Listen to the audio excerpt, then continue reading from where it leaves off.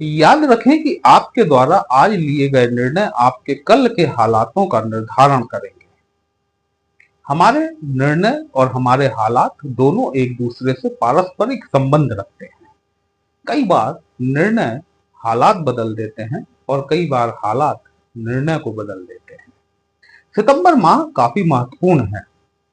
ना तो खुद को एक्सप्लॉइट होने दीजिए, ना किसी को अपना एक्सप्लॉइटेशन करने दीजिए, क्योंकि कई बार एक्सप्लॉइटेशन जो है ये आपकी स्वीकारोक्ति के साथ आता है। ये एक्सप्लॉइटेशन जो होता है ना, ये एक रिक्वेस्ट मोड में आता है। आप किसी की रिक्वेस्ट को स्वीकार कर लेते हैं, उस जवाबदारी को लेते हैं और फिर वो जवाबदारी आपके माथे मढ़ दी जाती है। सितंबर 2026 कहां से आप कुछ लाभ अर्जित कर सकते हैं, कहां पर आपको थोड़ी सी सावधानी बरतने की आवश्यकता है, क्योंकि सितंबर 2026 में जो ग्रहों का राशि परिवर्तन हो रहा है वो काफी महत्वपूर्ण है। ये आपके लिए राजयोग भी निर्माण कर रहा है। कहां कैसे करना है, कहां पर थोड़ी सावधानी बरतनी है, वही हम लोग आज डिस्कस करने वाले हैं। नमस्कार दोस्तों, कैसे हैं आप सभी। मैं आपका ज्योतिष मित्र श्लोक वर्मा आपके अपने चैनल श्री हनुमंत कृपा में आपका हार्दिक स्वागत करता हूं, अभिनंदन करता हूं। साथ ही अपने बड़े भैया श्री हनुमान जी से करबद्ध निवेदन करता हूं कि अपने हनुमत कृपा परिवार के सभी सदस्यों को, नए जुड़ने वाले सभी सदस्यों को सुख समृद्धि प्रदान करें, उन्हें उनके कार्यों में आशातीत सफलता प्रदान करें। दोस्तों, मेरे पीछे ये जो 7 का लिखा हुआ अंक आप देख रहे हैं, ये इस बात को दिखाता है कि या तो आपकी राशि तुला है या फिर आपकी लग्न तुला है। काफी महत्वपूर्ण परिवर्तन होना है। सितंबर माह पर आगे बढ़ने से पहले एक बार वर्तमान ग्रह गोचर की स्थिति को देख लेते हैं, ताकि समझने में आसानी होगी। शुक्र महाराज जो कि आपके लग्नेश होते हैं, वर्तमान समय में आपकी पत्रिका के 12वें भाव में गोचर कर रहे हैं, जहां पर कि इनकी नीच की राशि कन्या राशि आती है। राहुदेव आपके पंचम भाव में बैठे हुए हैं, शनिदेव आपके छठवें घर में, मंगल महाराज आपके नवम भाव में बैठे हुए हैं, गुरुदेव दशम भाव में बैठे हुए हैं, उच्च की स्थिति में हैं और उदित अवस्था में आ चुके हैं। सूर्य जो कि आपके लाभ भाव के स्वामी होते हैं, अपने ही घर में गोचर कर रहे हैं। केतु और बुध के साथ में युति बनाकर बैठे हुए हैं। यहाँ पर सूर्य और बुध की युति आपको बुधादित्य नामक राजयोग का निर्माण करके देती है। 3 सितंबर 2026 के दिन पहला राशि परिवर्तन होगा। आपके जो लग्नेश शुक्र देव होते हैं, न सिर्फ आपके लग्नेश होते हैं बल्कि आपके 8th हाउस के लॉर्ड भी बनते हैं। नीच की अवस्था में वर्तमान में 12th हाउस में बैठे हुए हैं। ये अपना राशि परिवर्तन करेंगे और राशि परिवर्तन करके 1st हाउस में गोचर करेंगे। देखिए, किसी भी परिस्थिति में जब कोई प्लेनेट अपने ही घर में गोचर कर रहा होता है तो वो सर्वाधिक बली हो जाता है। और शुक्र जैसा प्लेनेट जो कि वाणी की मिठास, माधुर्य को प्रदर्शित करता है, आकर्षकता को प्रदर्शित करता है, जब ये 1st हाउस में आएगा ना, तो ये 1st हाउस आपकी ओवरऑल पर्सनैलिटी है। इस बात को समझिएगा, ओवरऑल कैरेक्टरिस्टिक है। ये हर प्लेनेट साल में एक बार घूम के अपने घर में पहुंचता है, सर्वाधिक बली हो जाता है। और जब लग्नेश अपने ही घर में गोचर करना शुरू करेंगे, आपके व्यक्तित्व का चहुमुखी विकास आपको देखने के लिए मिलेगा। पर्सनैलिटी आपकी आकर्षक, अट्रैक्टिव जिसे कहते हैं ना, अट्रैक्शन आपका बढ़ जाएगा। लोग आपकी बातों से प्रभावित होंगे, चेहरे का लावण्य आपका बढ़ जाएगा। ये सारी चीजें तब होंगी जबकि आपकी दशा और अंतरदशा आपके फेवरेबल प्लेनेट की चल रही हो। और कोई आदमी की दशा उसके मार्गेश की चल रही हो, उसके बादगेश की चल रही हो, वो बेचारा हद से ज्यादा टेंशन में है, परेशान है और उसके चेहरे का लावण्य बढ़ जाएगा, ऐसा संभव नहीं है ना। इस बात को थोड़ा सा समझिएगा। यदि आपकी दशा अंतरदशा आपके फेवरेबल प्लैनेट्स की चल रही है, तब ये जो ट्रांजिट होते हैं ये अपना संपूर्ण प्रभाव दिखाते हैं। हाँ, थोड़ा बहुत प्रभाव आपकी गलत दशाओं में भी जब ये ट्रांजिट होता है तो देखने के लिए मिलता है। बहुत सारे ऐसे काम हो सकते हैं जो कि आपके किसी कारणवश रुके हुए हैं।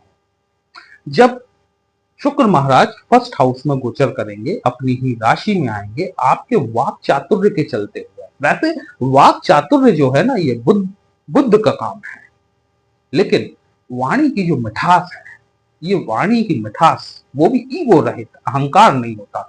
शुक्र में अहंकार नहीं है, इस बात को समझिएगा। गुरु अहंकार का कारक है, सूर्य अहंकार का कारक है, लेकिन शुक्र जो है ना, ये आपको प्योर प्योर जैसे कहना चाहिए कि माधुर्य देने वाला प्लेनेट है। तो जब कोई ऐसा काम जो रुका हुआ है, नहीं हो पा रहा है, 3 सितंबर के बाद आप कोशिश कीजिएगा। कई मामलों में आपको आपकी वाणी की प्रभावशीलता के चलते हुए यहाँ पर आपको ये देखने के लिए मिलेगा कि जो काम अटका हुआ था वो काम अचानक से बन गया। जब शुक्र फर्स्ट हाउस में बैठेंगे तो अपनी संपूर्ण दृष्टि सप्तम दृष्टि से आपके सप्तम भाव को देखेंगे। सप्तम भाव न सिर्फ आपके जीवन साथी का होता है बल्कि ये आपकी पार्टनरशिप का होता है। पार्टनरशिप के साथ साथ ये आपकी जन भागीदारी का होता है, पब्लिक रिलेशंस का होता है। यदि आप पॉलिटिकल क्षेत्रों से जुड़े हुए हैं, इस वक्त को यूज कीजिएगा, यूटिलाइज कीजिएगा। लोग आपके वाणी से प्रभावित होकर आपकी भाषा को सुनेंगे और समझने का प्रयास भी करेंगे। देखिए, जब लग्न का स्वामी लग्न में आ रहा है, केंद्र में आ रहा है, तो एक ये राजयोग का निर्माण कर रहा है ना, वो भी वीनस जैसा प्लैनेट, शुक्र जैसा। तो निस्संदेह तौर पर आपको इस वक्त का लाभ उठाने की आवश्यकता है। वीडियो कहीं भी अच्छा लगे कमेंट बॉक्स में जय श्री राम लिखेंगे दोस्तों, आपको भी अच्छा लगेगा, हमें भी अच्छा लगेगा आपके लिए इस तरह से विश्लेषण लेकर आने के। बुद्ध महाराज का दूसरा परिवर्तन होगा 7 सितंबर को। ये बुद्ध जो अभी आपके 11th हाउस में गोचर कर रहे हैं, ये अपनी ही राशि में आ जाएंगे। बुद्ध, जैसा मैंने आपसे कहा कि वाक चातुर्य को दिखाने वाला प्लेनेट है। 12th हाउस जो है ये आपकी विदेशों का भाव है। विदेशों से जुड़े हुए कार्य व्यवसाय यदि आप करते हैं, विदेश जाने के लिए प्रयासरत है, पीआर वीजा वगैरह के लिए आप प्रयासरत हैं, आपको अपनी स्पीड बढ़ोतरी करने की आवश्यकता है। यदि आपकी सोर्स ऑफ इनकम विदेशों से जनरेट होती है, क्योंकि ये देखिए, ये जो है ना, ये बुद्ध ये सीधे सीधे आपके 6वें घर से संपर्क बनाएंगे, दृष्टि आधारित संपर्क बनाएंगे। शनि यहाँ पर बैठे हुए हैं, ये शनि महाराज भी अपना नक्षत्र परिवर्तन करेंगे।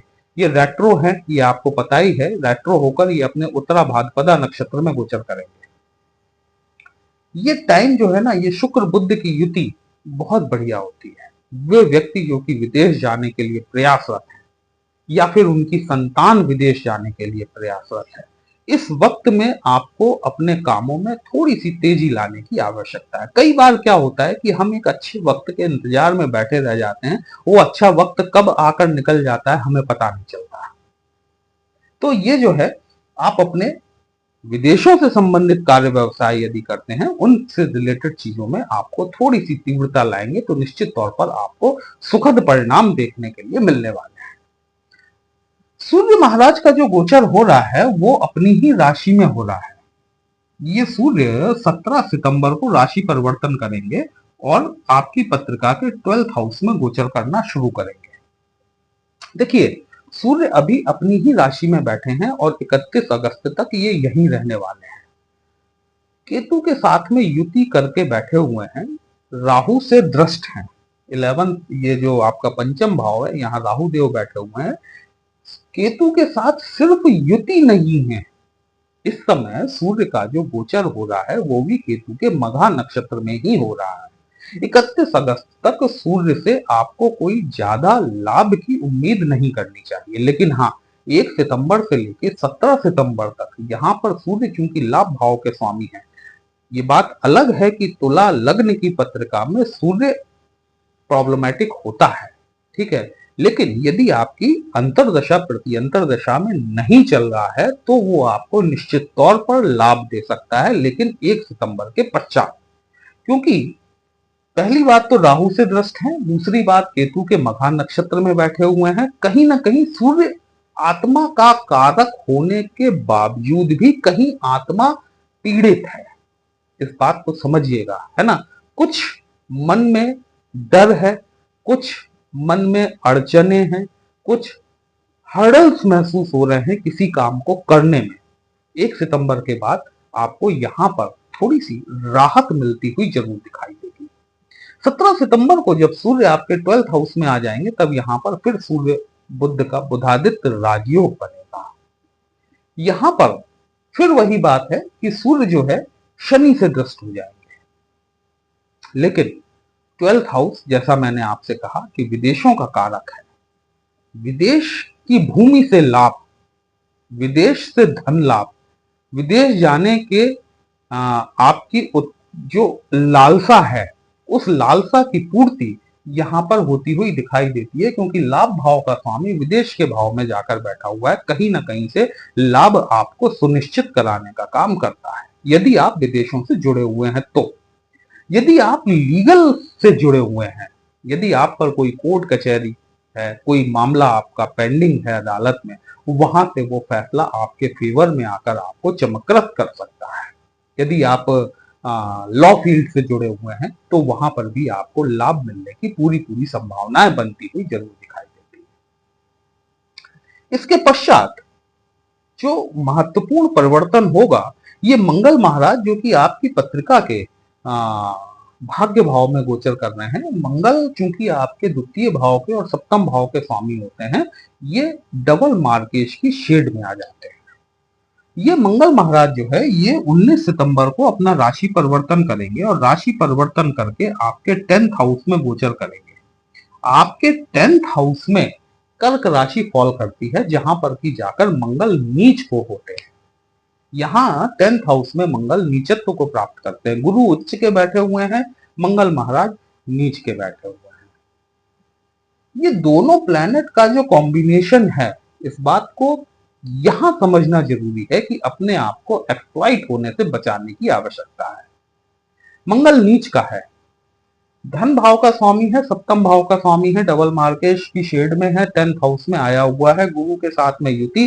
गुरु यहाँ पर आपको एक्स्ट्रा रिस्पॉन्सिबिलिटीज, जब से गुरु आपके 10th हाउस में आए हैं, आप इस चीज को चेक कीजिएगा और कमेंट बॉक्स में जरूर बताइएगा कि आपको आपके कार्य स्थल पर कुछ एक्स्ट्रा रिस्पॉन्सिबिलिटीज मिली हैं या नहीं मिली। मिली है तो इस बात को समझिए कि वो आपको एक्स्ट्रा रिस्पॉन्सिबिलिटी के तौर पर एक्स्ट्रा रिस्पॉन्सिबिलिटी दी गई है। अगर कोई उस रिस्पॉन्सिबिलिटी के लिए आपको एक्सप्लॉइट करना शुरू कर दे, उसकी जवाबदेही तय करना शुरू कर दे, तो आपको उसका प्रत्युत्तर देना आवश्यक है। अदरवाइज यही मंगल जो है ये आपको आपके वर्किंग प्लेस पर थोड़ा सा नीच का मंगल है, इस बात को समझिएगा। ये बात ठीक है कि इसकी सप्तम दृष्टि जो है ये 4th हाउस जहां पर कि इसकी उच्च की राशि पड़ रही है, यहां पड़ रही है। पारिवारिक तौर सुखों की प्राप्ति होगी आपको निश्चित तौर पर, लेकिन आपके कर्म क्षेत्र में आपके एक्सप्लॉइटेशन के चलते हुए आपको मेंटली हरास होने की स्थिति देखने के लिए मिल सकती है। ये यहां पर एक थोड़ा सा आपको मैनेज करना पड़ेगा 19th ऑफ सितंबर से 45 डेज ऑनवर्ड तक।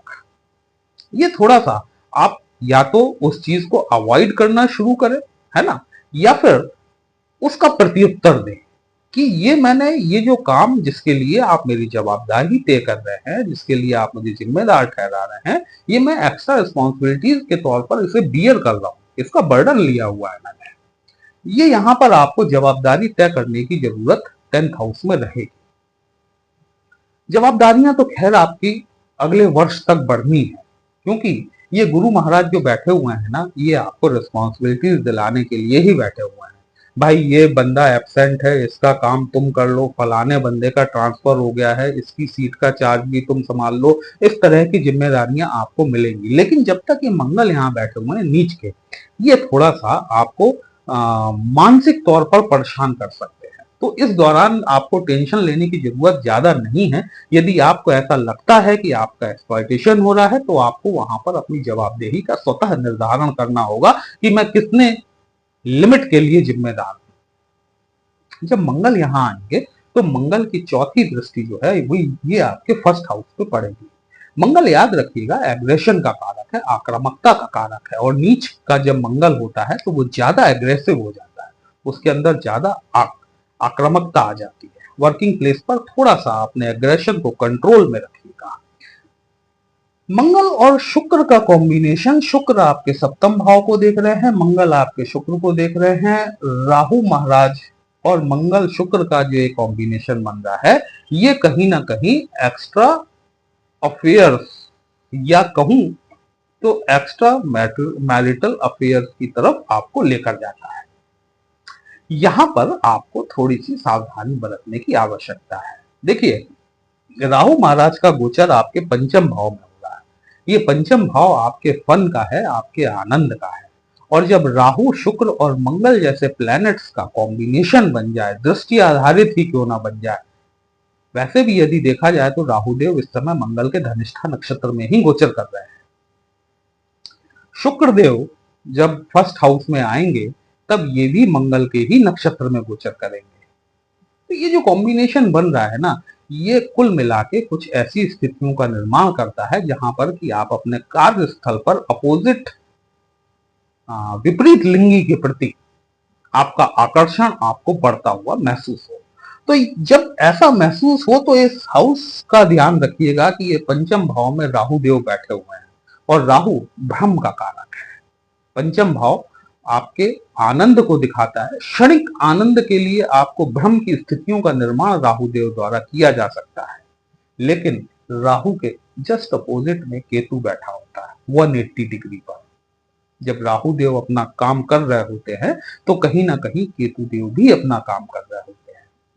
तो यदि मन विचलित हो इन रिलेशंस के प्रति तो थोड़ी सी सावधानी बरतने की आवश्यकता रहेगी, क्योंकि आप वहां पर धोखा उठा सकते हैं, वहां पर आपको भावनात्मक नुकसान हो सकता है।